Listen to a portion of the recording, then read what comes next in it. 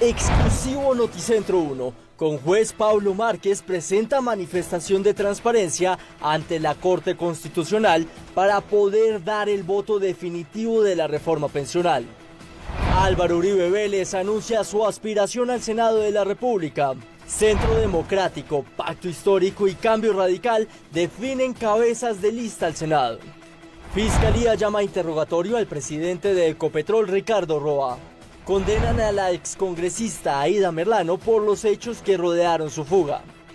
Registraduría lanza aplicación para que colombianos en el exterior se inscriban y puedan votar en las próximas elecciones. La inflación en noviembre sube respecto a hace un año, llega al 5,3%.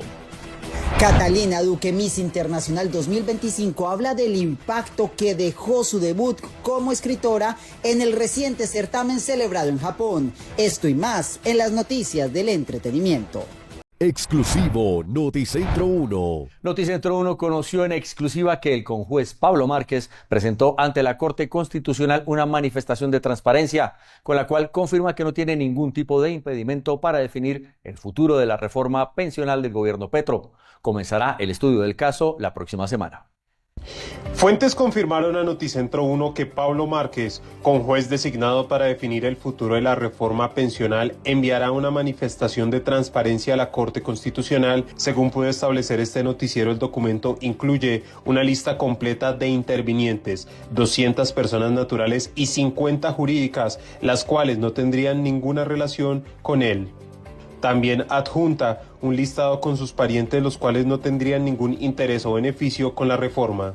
Adjuntará también cuál ha sido su relación con los magistrados actuales de la Corte, la cual, según dice, ha sido estrictamente académica o laboral.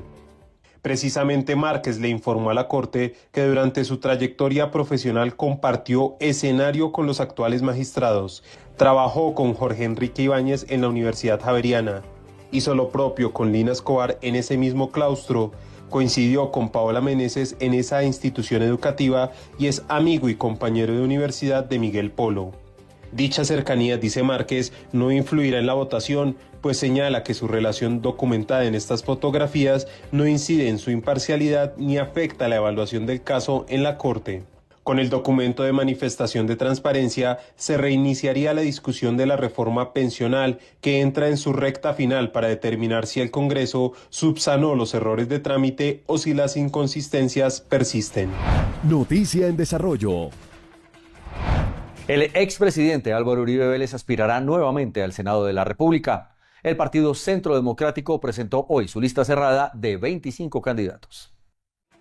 El expresidente y líder natural del Centro Democrático, Álvaro Uribe, se lanza nuevamente al Senado. En el lugar número 25 está el presidente Álvaro Uribe Vélez. Su puesto es una estrategia para aumentar el número de votos de su partido. Al ser una lista cerrada, tendrían que lograr 25 curules para que Uribe vuelva al Congreso. No se pone al frente de la carroza, se pone atrás para ayudarla a empujar. Su último periodo legislativo fue entre 2018 y 2022. La cabeza de lista de su partido al Senado será Andrés Forero, que viene de la Cámara de Representantes. Quedaron definidas las cabezas de lista para el Senado de los partidos Centro Democrático, Cambio Radical y Pacto Histórico. También se conoció que el ex vicepresidente Germán Vargas Lleras no aspirará al Congreso de la República. El 8 de diciembre es la fecha límite para inscribir listas al Congreso. Hoy, varios partidos oficializaron ante la registraduría sus listas. En el Centro Democrático encabezará a Andrés Forero, representante a la Cámara que espera dar el salto al Senado. El líder natural del partido, Álvaro Uribe, va en el puesto número 25. La cabeza de lista de Cambio Radical será Carlos Fernando Motoa. Con esto se acabó la expectativa de una candidatura de Germán Vargas Lleras al Senado. Defender el legado de Germán Vargas, pero lo más importante, actuar de frente contra el petrismo. Por el lado del petrismo, la cabeza de lista será Carolina Corcho, después de que María José Pizarro cediera en la disputa por este lugar. Corcho destacó la forma de la elección de su lista. La primera vez en la historia política de Colombia que un partido político inscribe una lista organizada democráticamente por el pueblo colombiano. La Fiscalía General llamó a juicio al presidente de Ecopetrol, Ricardo Roa, para que justifique la millonaria compra de un apartamento a un poderoso empresario del sector petrolero.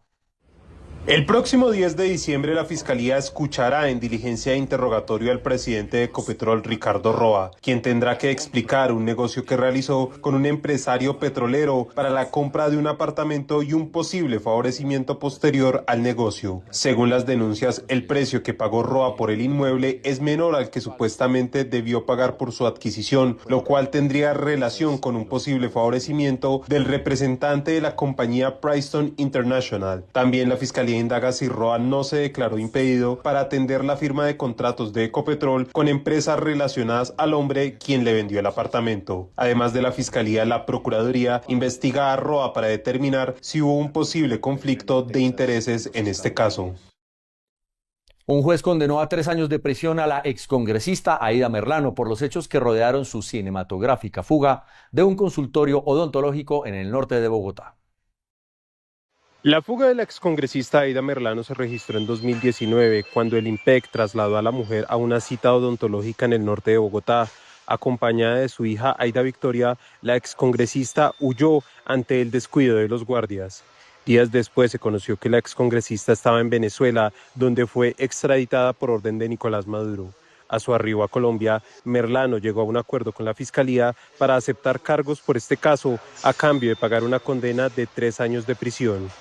Que el preacuerdo que fuera socializado por el señor fiscal, acuerdo al que llegó con la señora Aida Merlano Rebolledo junto con su defensa, pues está bajo parámetros de orden constitucional y de orden legal, lo que impone a esta funcionaria judicial aprobar el mencionado preacuerdo. Merlano también paga una condena por compra de votos en la costa atlántica. El precandidato presidencial Juan Carlos Pinzón oficializó su participación en la gran consulta popular interpartidista. Durante un diálogo con empresarios y líderes de Pereira y del departamento de Risaralda, el precandidato a la presidencia, Juan Carlos Pinzón, se refirió a su intención de participar en la gran consulta interpartidista. Dijo que es la oportunidad de hacer una gran coalición democrática. Lo dije abiertamente el día de hoy, que vamos a participar en la consulta popular, lo hemos planteado, o por lo menos abrimos claramente esa posibilidad. Esperemos que mucha gente se sume y que realmente esto permita esa gran coalición democrática que requiere Colombia como un gran proyecto político de varios años, un proyecto de libertad, un proyecto de democracia, un proyecto de seguridad. Dijo que habló con el expresidente Álvaro Uribe sobre esta determinación. Sí, hablé con el presidente Uribe y le conté, le dije, presidente, yo estoy en disposición de eso que usted ha planteado, que es que se cree una gran coalición democrática, una gran consulta popular, y por eso manifiesto esa voluntad. Fue muy amable, me lo agradeció y quedamos de seguir en este diálogo que es tan importante para la democracia, para los colombianos. Agregó que ha tenido varios acercamientos importantes, incluso que tuvo diálogos con los magistrados. He tenido la oportunidad de hablar con magistrados de las altas cortes en distintos momentos y les he hablado de la importancia de que el gobierno nacional que yo voy a liderar tenga una armonía con las altas cortes. Yo soy un hombre institucional, creo en las instituciones. Las declaraciones las dio Juan Carlos Pinzón en su visita a la ciudad de Pereira, donde sostuvo varias reuniones privadas. La Registraduría Nacional habilitó una herramienta de biometría facial para que los colombianos en el exterior puedan actualizar su puesto de votación o incluso ingresen al censo electoral. Esto con la intención de facilitar su participación en las elecciones del año entrante. La registraduría puso en funcionamiento una herramienta de reconocimiento facial para que los colombianos en el exterior puedan actualizar su puesto de votación o registrarse en el censo electoral, lo que permitirá que participen en las elecciones del Congreso y Presidencia de 2026. Una herramienta con garantías de seguridad de los datos, con garantías de ciberseguridad del SOC de seguridad que tenemos, pero además de eso, donde se verifica la identidad de las personas a través del rostro. ¿Por qué lo hacemos? Porque no podemos permitir que hayan suplantaciones o falsas identidades. Luego toda persona deberá obligatoriamente que registrarse a través de biometría facial. Según informó la entidad, el trámite deberá realizarse desde un celular y la plataforma solo podrá ser utilizada fuera del país. Actualmente 1.096.368 colombianos en el exterior están habilitados para votar y el periodo de votación en estos lugares se extiende durante una semana. Congresistas reaccionaron a la denuncia del ministro del Interior, Armando Benedetti, según la cual Él, su esposa y sus hijos se habrían quedado sin acceso a la medicina prepagada. El ministro del Interior, Armando Benedetti, denunció a través de sus redes sociales que él y su familia se quedaron sin acceso a medicina prepagada en el país, sugiriendo que esto podría estar relacionado con su posición frente a la reforma a la salud. Sura me canceló la póliza que por años hemos tenido. Tramité ante Colsanitas y por debajo de la mesa me entero que tampoco nos afiliarían. ¿Será que es por mi posición con la reforma a la salud? Pondré tutelas y quejas. Tras este señalamiento, congresistas como la representante Katy Jubinao le respondieron. Ustedes como gobierno acabaron el sistema de salud al punto de que si no es prepagada difícilmente se tiene una atención oportuna. Y se los dijimos, el sistema ahora será más segregado ampliando las brechas, todo lo contrario de lo que prometieron. Asimismo, el representante Andrés Forero le recalcó al ministro que su situación se debería estar incluido en la lista Clinton. Lamento la situación de sus hijos, pero usted sabe que es por la lista Clinton y no por la reforma. Pero puede afiliarse a Nueva EPS o Famisanar, controladas por el gobierno desde hace más de un año y donde según Petro ya han implementado la reforma. El ministro de la Política señaló adelantar tutelas y quejas ante la Superintendencia Nacional de Salud para resolver su situación. El representante Julio César Triana contradijo al presidente Gustavo Petro luego de que este afirmara que es el presidente que más ha protegido a la fuerza pública. Según el congresista, este es el mandatario que menos ha invertido en el fortalecimiento de las Fuerzas Armadas. Luego de que el presidente Gustavo Petro asegurara recientemente que su administración es la que más ha protegido a la fuerza pública, el representante Julio César Triana señaló que el mandatario miente, pues en los últimos 20 años este gobierno sería el que menos ha invertido en armamento.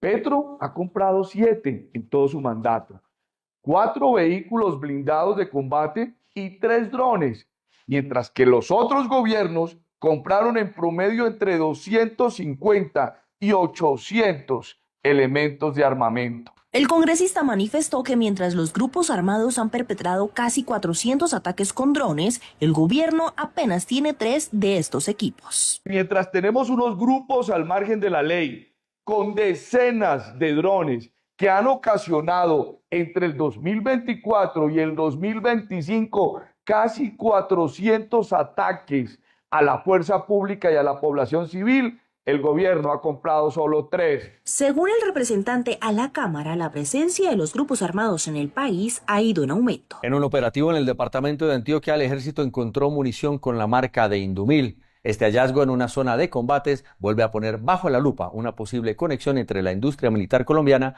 y los grupos armados ilegales.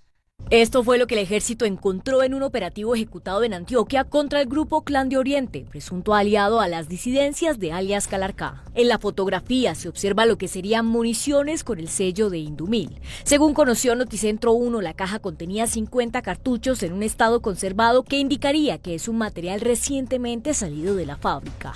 Junto a esta se ve un arma y una granada que fueron publicadas después por el ejército como prueba de la incautación.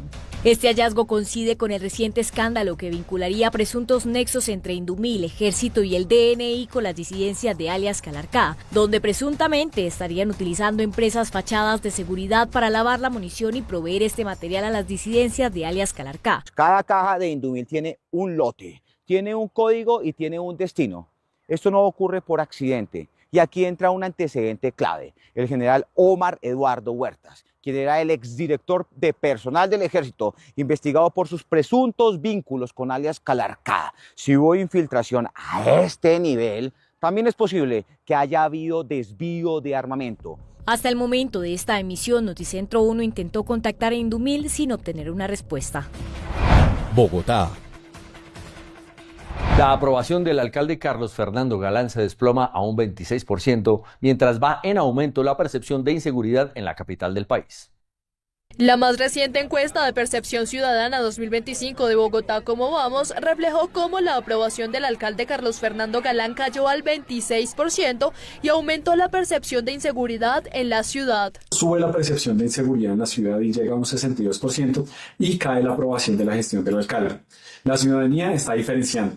reconoce transformaciones urbanas y a la vez está exigiendo mejores resultados en seguridad y gestión. El informe revela que la ciudadanía siente un grave deterioro en temas de seguridad por los constantes robos en varios puntos de la ciudad, especialmente en lugares como el sistema de Transmilenio, este siendo uno de los puntos más críticos según la encuesta. Han subido los índices de criminalidad, de inseguridad y adicional, pues el común denominador es que la gente no se siente segura. Sí, claro, familiares, les han robado las motos, que el carro. Sí se ve la inseguridad. Sí, la inseguridad sí está fuerte en Bogotá. El informe concluye con una serie de recomendaciones que apuntan a reforzar la lucha contra la criminalidad, fortalecer las políticas dirigidas a la juventud y recuperar la confianza institucional, especialmente en los sectores de menores ingresos, donde se concentran los mayores retos para la capital del país. Con la llegada de la temporada navideña se anunció el levantamiento del pico y placa en 2 fechas clave de fin de año. Además, la administración anunció la implementación del pico y placa regional para los festivos que marcan el inicio de 2026. El alcalde mayor de Bogotá, Carlos Fernando Galán, anunció este viernes una nueva medida del pico y placa para vehículos particulares durante la temporada de Navidad y Año Nuevo. Tomamos la decisión de levantar el pico y placa 2 días. Va a ser el 26 de diciembre, un viernes, y el 2 de enero, un viernes también. Esos 2 viernes no va a haber pico y placa en Bogotá. Por su parte, la Secretaría de Movilidad informó que el pico y placa regional sí operará en 2 fechas específicas. Tenemos 2 lunes festivos con pico y placa regional. El 8 de diciembre y el 12 de enero. No se les olvide, 8 de diciembre y 12 de enero, lunes festivos, tenemos pico y placa regional. De 12 a 4 ingresan pares, de 4 a 8 de la noche ingresan impares. La administración también anunció controles para prevenir conductores en estado de embriaguez en las vías. 800 unidades entre agentes civiles de tránsito, policía de tránsito y nuestros guías van a estar en la calle, en los puntos de alta aglomeración, es decir, centros comerciales, corredores principales y los puntos que tenemos también con cultura destinados para que disfruten esta Navidad. Finalmente, el alcalde aclaró que esta medida de levantar el pico y placa no será extendida a más días debido al gran número de obras activas en la ciudad. Las noticias económicas son presentadas por Davivienda. El DANE reveló la nueva cifra de inflación en el país para el mes de noviembre. El DANE reportó los datos de inflación que para el mes de noviembre mostró una desaceleración ubicándose en 0,07%, mientras un año atrás registró 0,27%. Sin embargo, el costo de vida en su variación anual presenta un leve incremento al pasar del 5,20 a 5,30%. De acuerdo con la entidad, los grupos de gasto que más se subieron en noviembre fueron salud con el 0,71%, bebidas alcohólicas con el 0,44%, y bienes y servicios con el 0,39%. El alojamiento vía arriendos, además de servicios públicos como agua y la energía, se mantienen en alza, registrando 0,28%. El índice de precios al consumidor completa alrededor de un semestre por encima del 5%. En las cifras positivas, 3 sectores marcaron tendencia negativa, como prendas de vestir, recreación y alimentos. Este es uno de los datos que será tomado en cuenta para la discusión del salario mínimo. Cabe recordar que el mercado financiero estima una inflación para el cierre de año de 5,3% al 5,5%. El Banco de Desarrollo para América Latina, CAF, consideró que el crecimiento de la economía colombiana en 2026 estará muy en línea con los datos de 2025, esto en parte por la baja inversión debido al clima de las elecciones presidenciales del próximo año. En el Congreso de Agentes Logísticos Internacional, el Banco de Desarrollo de América Latina estima que la economía colombiana cierra 2025 sobre el 2,7%, mostrando reactivación en algunos sectores.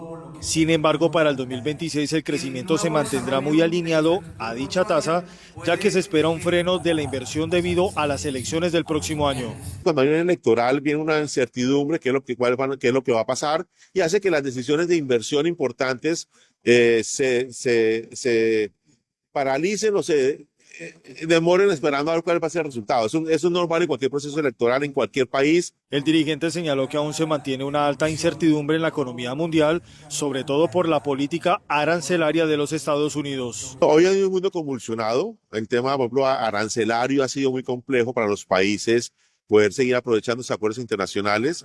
Sin embargo, yo creo que la región tiene unas oportunidades inmensas.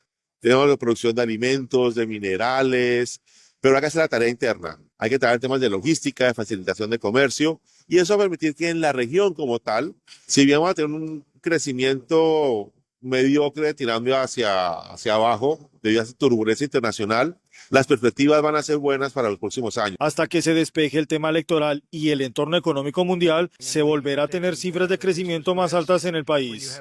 También se habló sobre la discusión al salario mínimo legal del próximo año al señalar que un alza de 2 dígitos como lo propone el gobierno nacional podría tener unos efectos para las empresas del sector logístico que ya recibieron un impacto con la pasada reforma laboral. Y es que el sector logístico en el país opera 24/7, una situación que le generó un incremento de los costos laborales por cuenta de la reciente ley laboral aprobada por el Congreso e impulsada por el gobierno nacional. Ahora con un alza de 2 dígitos al salario mínimo para 2026, como se planea por parte del gobierno, pondrán más aprietos a las empresas. Completamente desproporcionado. Si vemos obviamente la tendencia de crecimiento, no solamente dicho por el Banco Mundial, no solamente dicho por el Fondo Monetario Internacional, sino por la OCDE, dan cuenta de que este año el país va a crecer en un 2.6, 2.8%. Obviamente tenemos una inflación que también ha tratado de estar controlada. Creo que las decisiones del Banco de la República en cierto sentido han sido acertadas, pero sin embargo un ajuste por encima de la inflación podría llegar a afectar la generación de empleo en ese sector. Una de las medidas que vienen tomando las empresas es la sistematización de varios servicios que reemplazan la mano de obra. La tecnología es y seguirá siendo una solución frente a estos temas y reformas estructurales que se está planteando en el país. Las empresas se reacomodan a las nuevas condiciones económicas del país. Un informe del Banco de la República revela que la deuda de los hogares colombianos ha bajado en los últimos 2 años. El reporte de estabilidad financiera del Banco de la República mostró que los hogares colombianos bajaron su nivel de endeudamiento, siendo el dato más bajo en los últimos años. El banco emisor explica que esta tendencia se presenta por 2 aspectos, siendo el primero por una reducción en solicitud de créditos que puede responder a las altas tasas de interés. Y segundo, los usuarios prefieren terminar de pagar sus deudas antes de adquirir otro préstamo. La morosidad de los créditos durante lo ocurrido 2025 ha disminuido en Colombia. ¿Sí? Por un lado veíamos en 2023-2024 niveles de morosidad máximos para la cartera de consumo. Ya hoy en día vemos una corrección súper importante y niveles que se ubican muy cercanos al promedio, y esto se da en parte por un menor nivel de endeudamiento de los hogares. El funcionario sostuvo que la tendencia ha favorecido a la bancada nacional para mejorar los niveles de cartera. Vemos que los establecimientos de crédito han venido disminuyendo los requerimientos para otorgar nuevos créditos, se han vuelto más laxos durante los últimos meses, lo que también explica la mejor dinámica de la cartera en Colombia. Esta tendencia se mantendría hacia el cierre del año y parte del 2026. El Ministerio de Hacienda asegura que el recaudo tributario ya se recuperó y que no hay crisis fiscal. Entre tanto, analistas de diferentes sectores aseguran que la situación es todo lo contrario. A través de su cuenta en X, el Ministerio de Hacienda sostuvo que el recaudo tributario ya se normalizó y el nivel de ingresos está creciendo de forma sostenida. Por las cifras actuales de la cartera ministerial, no hace cuentas de una crisis tributaria. La disminución de ingresos en 2024 respondió a un anticipo excepcional hecho en 2023. Hoy los ingresos ya se normalizaron y volvieron a crecer de forma sostenida. El tema generó controversia ya que para sectores económicos sí hay un problema de ingresos que se refleja en un creciente déficit fiscal. Además, consideran que es un mensaje incoherente del gobierno que mantiene su postura de impulsar una reforma tributaria o la llamada ley de financiamiento. En el informe más reciente del Comité Autónomo de Regla Fiscal al mes de noviembre, en casi 8 billones de pesos los ingresos no se están cumpliendo. Pero peor aún, dice el Comité Autónomo de Regla Fiscal que los gastos primarios están creciendo más de un 20% de lo que se tenía previsto. Asunto que es peor aún, porque eso significa que ni los ingresos se cumplen respecto de la meta y los gastos se sobrecumplen con respecto de la meta. También sostienen que la crisis tributaria existe y en parte por los niveles de gasto de funcionamiento. Crisis tributaria sí hay, no solamente por el recaudo, sino por el no cumplimiento de la regla fiscal, por darle prioridad a gastos de funcionamiento y por no darle ninguna importancia desde el presupuesto público a la inversión. No es creíble ese argumento de que no hay crisis tributaria. Preocupa el tema de la deuda. La deuda y el costo de esa deuda ha crecido, gastamos cada vez más en el pago de intereses por deuda, de manera que no estamos ni cumpliendo la regla fiscal en sus componentes de déficit ni de deuda, y vamos a recibir en 2026 una situación mucho más complicada en términos de financiación de las necesidades de gasto, de acceso a capitales y también de capacidad de recaudo. Parte de las medidas del gobierno deben apuntar a un recorte del gasto. Ecopetrol y Parex anunciaron inversiones para proyectos de exploración ubicados en el Piedemonte Llanero. Dinero inteligente. Las empresas petroleras suscribieron un nuevo acuerdo para desarrollar actividades de exploración y producción de hidrocarburos en el área adicionada al convenio del Piedemonte Llanero. Dicha expedición fue aprobada por la Agencia Nacional de Hidrocarburos, Ecopetrol, bajo el compromiso de perforar un pozo en el marco del programa de evaluación en el área. El pozo se denomina Floreña Hurón, se perforará en el norte del campo de Floreña con la expectativa de incrementar la oferta de gas natural al interior del país. Y en el dato del día, la Superintendencia de Industria y Comercio impartió medidas de protección de datos de cara a las elecciones del próximo año. El dato del día. La Superintendencia de Industria y Comercio anunció medidas sobre el tratamiento de datos personales con fines políticos electorales de cara a las elecciones de 2026. Así lo anunció la entidad, que publicó una serie de condiciones a través de un proyecto de circular que prohíbe agregar personas a listas de distribución, boletines electrónicos o grupos de mensajería instantánea sin su consentimiento previo e informado. La superintendencia aclara que los candidatos y campañas pueden hacer uso de las plataformas para ofrecer su publicidad política, pero sin incurrir en faltas que afecten el tratamiento de datos de las personas. Indicadores económicos. Y en Noticentro 1 llegó la hora de conocer los indicadores económicos para este viernes 5 de diciembre. La tasa representativa del mercado, que regirá hasta el próximo martes, será de 3.830 pesos con 2 centavos. Los profesionales del cambio compran la divisa en promedio en 3.770 pesos y la venden en 3.820 pesos. Un euro cuesta 4.424 pesos con 70 centavos. La libra de café en Nueva York se cotizó a $3 con 74 centavos. El precio interno se cotizó a 2.897.000 pesos la carga. El barril de petróleo WTI se cotizó en $60 con 14 centavos. La referencia Brent para Colombia se cotizó en $63 con 78 centavos. El índice de capitalización de la Bolsa de Valores de Colombia bajó 0,15% a 2.112 puntos. La noticia saludable del día. Lo que parece un juego es una sustancia química que pone en riesgo la vida de los niños. Esto que están observando se conocen como totes, martinicas, triquitraques o diablillos, pero en realidad es una sustancia altamente tóxica que estamos orientando a que por favor no permitan que sus hijos lo manipulen, sobre todo los menores de edad.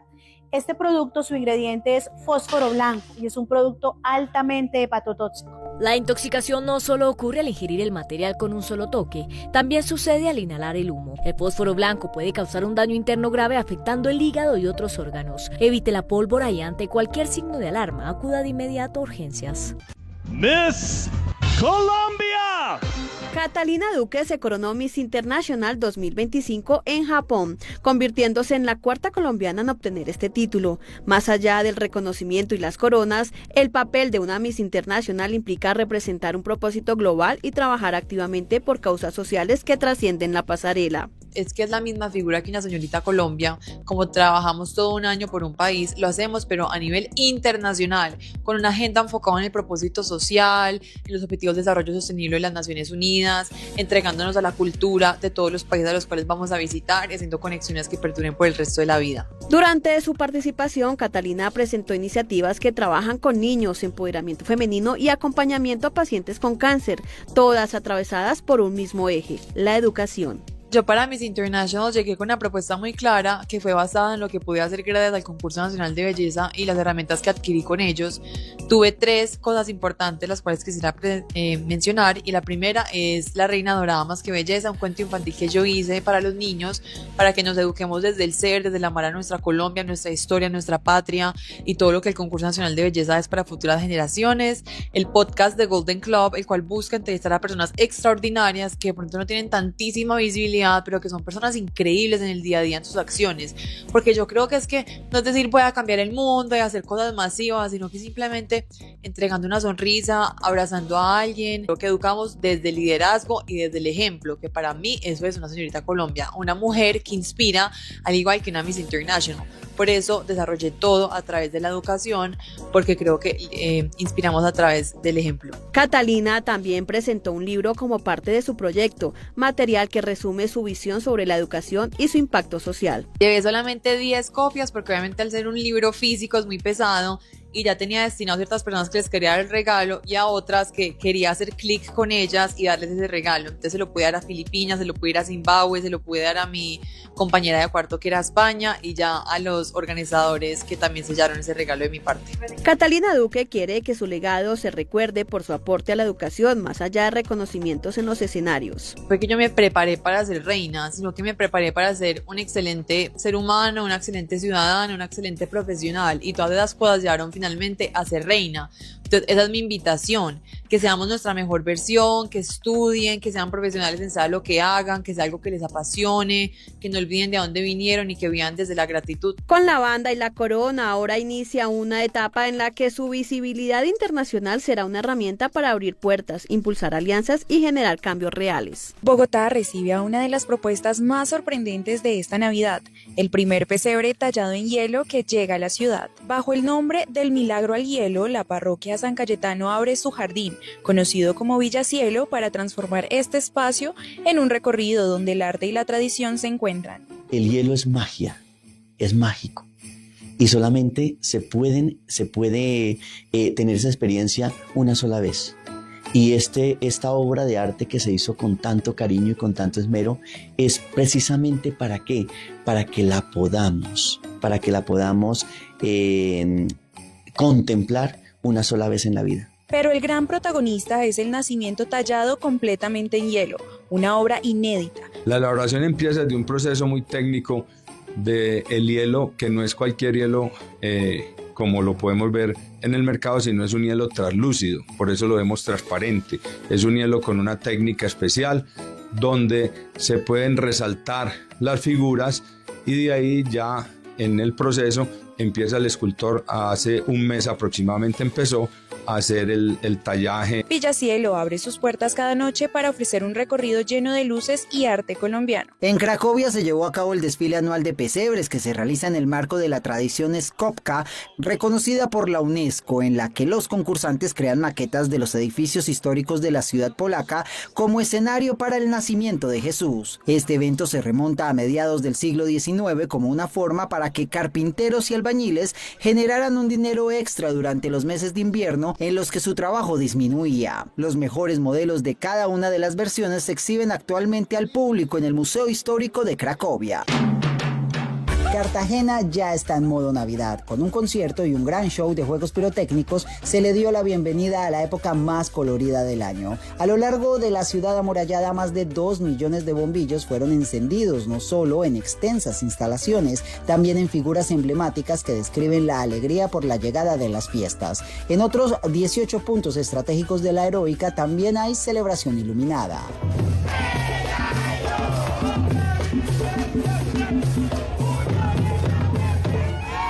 En la Plaza de la Aduana, cientos de personas acompañaron el encendido oficial liderado por el alcalde de la ciudad, Dumek Turbay. Al festejo también se unió la Asociación Nacional de Alumbrado Público y Ciudades Inteligentes. Esto sumado a varios shows en el centro histórico en los que participaron 150 artistas locales que demostraron por qué la capital de Bolívar es una de las mejores para celebrar Navidad. Se estima que para esta época del año lleguen al Corralito de Piedra cerca de 400.000 turistas.